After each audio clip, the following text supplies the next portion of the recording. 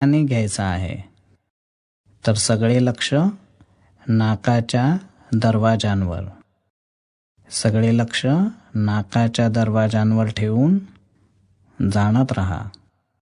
श्वास आत येत आहे तर येत आहे, बाहेर जात आहे तर जात आहे. हेच जाणायचे आहे. बस यालाच जाणत राहा.